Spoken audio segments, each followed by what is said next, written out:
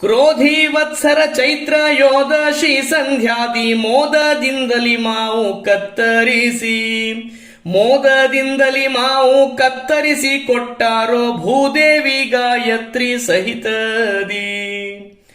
ಓಡಾಡುತ್ತಲಿ ಎಣ್ಣೆ ಸಾಸುವೆ ಲವಣವ ಮಾಡದಿಂದಲಿ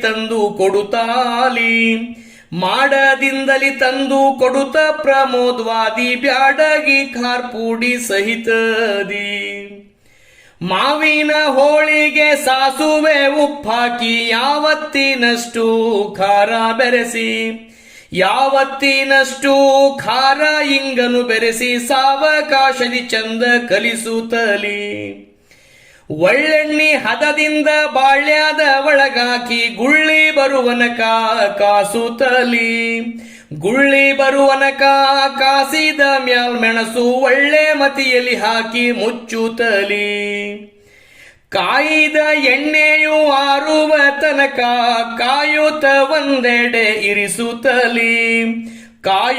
ಒಂದೆಡೆ ಇರಿಸಿದ ನಂತರ ಮಾಯಿನಕಾಯಿಗೆ ಸುರಿಯುತ್ತಲಿ.